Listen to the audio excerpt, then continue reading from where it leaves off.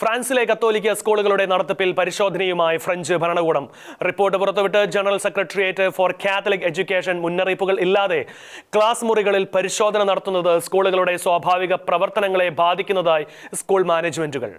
ഫ്രാൻസിലെ കത്തോലിക്ക സ്കൂളുകളുടെ നടത്തിപ്പിൽ പരിശോധനയുമായി ഫ്രഞ്ച് ഭരണകൂടം. ഫ്രാൻസിൽ കത്തോലിക്ക സ്കൂളുകൾക്ക് നിയമപരമായ പരിരക്ഷകൾ ഉണ്ടായിരുന്നിട്ടും പോലീസും നിയുക്ത സർക്കാർ ഉദ്യോഗസ്ഥരും അനുവാദമില്ലാതെ ക്ലാസുകൾ തടസ്സപ്പെടുത്തുകയും അധ്യാപകരെ പോലും കുട്ടികളുടെ മുൻപിൽ വെച്ച് ചോദ്യം ചെയ്യുകയുമായിരുന്നു. കൂടാതെ ക്ലാസ് മുറികളിൽ നിന്നും പാഠ്യവിഷയങ്ങളിൽ നിന്നും ക്രിസ്തുവിനെയും ക്രൈസ്തവ പാഠങ്ങളെയും നീക്കം ചെയ്യുവാനും അമിതമായി ഉദ്യോഗസ്ഥർ സമ്മർദ്ദം ചൊല്ലുത്തുന്നതായി general secretariat for Catholic education പുറത്തുവിട്ട റിപ്പോർട്ടിൽ പറയുന്നു. അധ്യാപകർ ദേവാലയത്തിൽ പോകുന്നുണ്ടോ, ഞായറാഴ്ച ദിവ്യബലിയിൽ സംബന്ധിക്കുന്നുണ്ടോ തുടങ്ങി വ്യക്തിപരമായ മതവിശ്വാസങ്ങളെ ചോദ്യം ചെയ്യുന്ന തരത്തിലുള്ള ഇടപെടലുകളാണ് സർക്കാർ നടത്തുന്നതെന്നും സ്കൂളുകളിൽ വിശ്വാസപരമായ ചിഹ്നങ്ങൾ പ്രദർശിപ്പിക്കുന്നതോ പഠിപ്പിക്കുന്നതോ നിയമപരമായി തെറ്റില്ലാതിരിക്കെ ക്രൈസ്തവ സ്കൂളുകളിൽ മാത്രം നടക്കുന്ന ഈ അതിക്രമം ആശങ്ക സൃഷ്ടിക്കുന്നതായി സ്കൂൾ മാനേജ്മെന്റുകൾ വ്യക്തമാക്കി. നോത്രഡാമിലെ ഒരു സ്കൂളിൽ കുട്ടികൾക്ക് നേരെ നടന്ന ആക്രമണങ്ങളുടെ പശ്ചാത്തലത്തിൽ തുടങ്ങിയ പരിശോധന സ്കൂൾ നടത്തിപ്പിനെ പോലും ബാധിക്കുന്ന തരത്തിലായതായും ഇത്തരത്തിലുള്ള കേസുകൾ മതേതര ഭരണകൂടം ക്രൈസ്തവ സ്ഥാപനങ്ങളെ തകർക്കുവാനുള്ള ഒരു മാർഗമായി ഉപയോഗിക്കുന്നതായും